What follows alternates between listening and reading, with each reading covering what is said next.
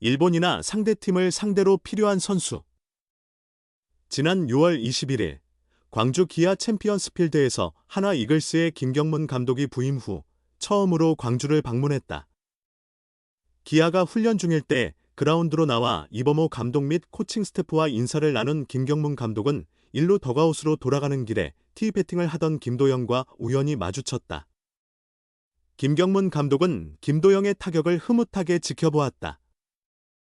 김도영이 인사하자 김경문 감독은 잘생겼다. 야구 잘해라. 일본과의 경기에서 잘해라고 말했다. 이유를 물어보니 김경문 감독은 김도영을 극찬했다. 김경문 감독은 김도영을 두고 일본이나 상대팀을 이길 때 필요한 선수라고 말했다. 김도영이 국제대회에서 한국 야구의 위상을 높일 것이라는 기대를 표했다. 약 3개월이 지나 지난 12일 KBO는 프리미어 12 60인 예비 명단을 발표했다.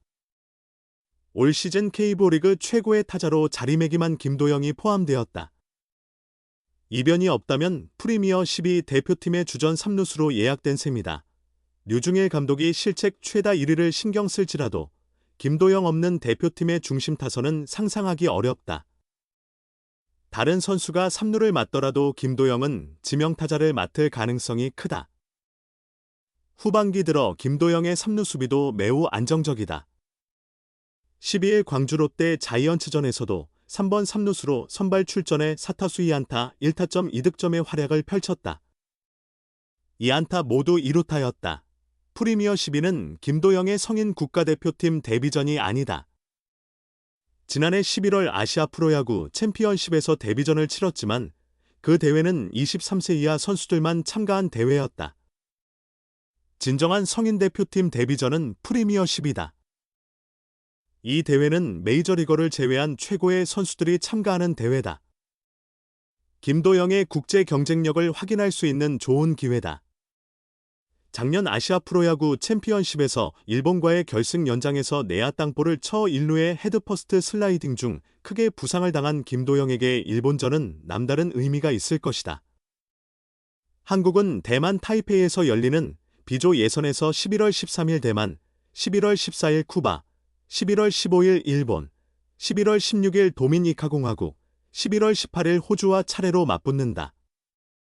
김도영이 프리미어 12에서 국제적인 역량을 발휘하면 김경문 감독의 예감이 맞아떨어지는 것보다 한국 야구의 미래를 밝히는데 더 큰 의미가 있을 것이다. 부상 없이 자신의 기량을 보여준다면 김도영은 앞으로 수년간 국가대표로 활약할 전망이다. 또한 프리미어 12는 김도영에게 메이저리그 첫 쇼케이스 무대나 다름없다. 올해 메이저리그 스카우트들이 김혜성, 키움 히어로즈를 주목하다 김도영에게도 관심을 갖고 있다는 이야기가 계속 나오고 있다. 프리미어 12에는 메이저리거들이 나오지 않지만 메이저리그 스카우트들이 대거 모일 가능성은 매우 높다. 김도영은 예술가 KBO의 새로운 스타 MBTI 분석, 절친 이재현 김영웅은 상극이었다. MBTI 시대가 도래했다.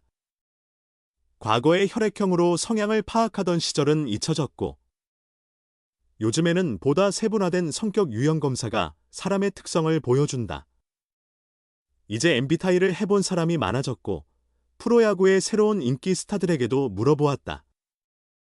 올해 KBO 리그에서 인기를 끌고 있는 젊은 선수들은 어떤 유형인지, 그라운드에서 보이는 모습과 자신이 생각하는 모습이 일치하는지 알아보았다.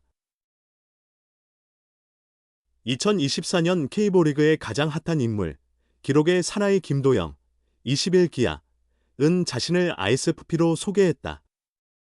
그는 내향적, I, 이고, 감각적, S, 이며, 감정적, F, 이고 즉흥적, P, 이다. 예술가 유형으로 분류된다. 김도영은 데뷔 이후 자기를 집돌이라고 소개해왔다. 휴식일이나 비시즌에는 외출하기보다는 집에서 휴식을 취하며 최대한 몸과 마음을 편하게 해주는 편이다. 지난해 김도영은 SNS에 손에 우산은 있지만 비를 맞으며 무작정 달리고 싶다는 글을 올려 큰 화제를 모았다. 2003년생임에도 세기말 감성이 넘치는 모습에서 그의 성향을 엿볼 수 있었다. 김도영은 자신의 MBTI가 비교적 정확하다고 생각한다.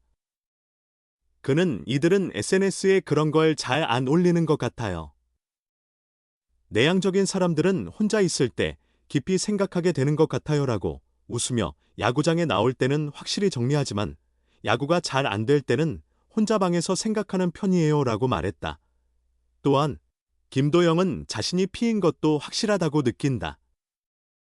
그는 J들은 계획적이라 훈련 계획을 세우고 따르지만 P들은 그날 상황에 맞춰 즉흥적으로 연습을 해요.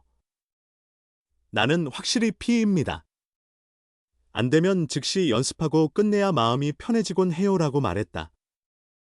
김도영은 야구하면서 나와 같은 사람은 거의 본 적이 없다고 했지만 같은 유형의 선수가 있다. 올 시즌 강력한 신인왕 후보 김태견, 19 두산, 도 이스프피다. 김태견은 고교 졸업 후 프로에 데뷔했지만 강속구를 앞세운 것 없는 투구로 두산 마무리 자리를 차지했다. 김태견도 내향적인 집돌이로 호기심 많은 예술가 유형이라 어릴 때부터 관찰하고 탐구하는 걸 좋아했어요.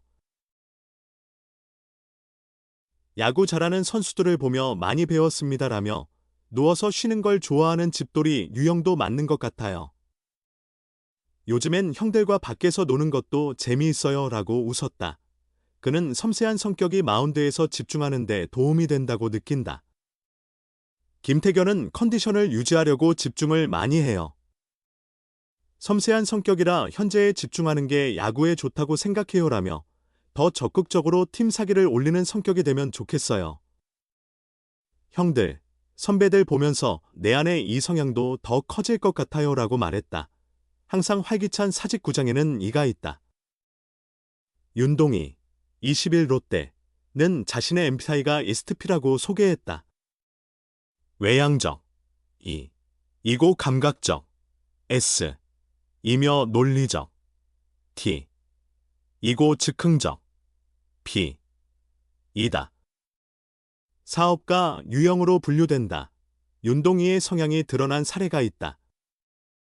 지난해 11월 아시아 프로야구 챔피언십 ABBC에서 윤동희는 원장님으로 불렸다. 대표팀이 새로 형성되었을 때 김도영이 피부 관리는 어떻게 하느냐고 물으니 윤동희는 자신의 피부 관리 루틴을 공유하며 적극적으로 지도해 주었다. 젊은 선수들이 많은 롯데에서 윤동희는 또래 중 중심 역할을 맡고 있다. 21세의 막내인데도 팀 성적과 자신의 플레이 결과에 대해 책임감을 강하게 느낀다. 그러나 윤동희는 일어나는 일을 쿨하게 털어버리는 성격이다. 경기 전 루틴은 거의 없다. 롯데에는 또 다른 이가 있다. 황성빈, 27은 ESFJ로 사교적인 외교관 유형이다. 외향적인 점은 분명하지만 의외로 섬세한 부분도 많다. 그라운드에서의 과한 세리머니나 상대를 거슬리게 하는 플레이 스타일 때문에 독단적인 성격으로 비춰질 수 있지만 F인 황성빈은 섬세하다. 자신이 활약한 날 야구장 밖에서 팬들이 자신의 응원가를 부르고 있는 소리를 들으며 인터뷰를 잠시 멈추고 귀를 기울이는 E이자 F다. 황성빈은 계획적인 성향도 있다. 제2인 황성빈은 경기 전 특정 시간에 반드시 잠을 자야 하는 등 계획이 확실하다. 계획한 준비 과정을 모두 실행하고 그라운드에 나가야 마음이 편한 성격이다. 삼성에서 큰 인기를 끄는 이재현, 21과 김영웅, 21 이상 삼성은 MBTI에서 상극이지만 절친이다. 이재현은 이스트입니다. 내향적, I, 이고 감각적, S, 이며 사고형, T, 이고 즉흥적, P, 이다.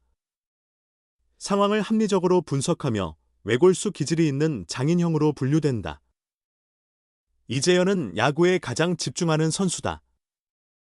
유격수 포지션에서 데뷔 첫 해부터 주전 자리를 차지한 이유일 수도 있다.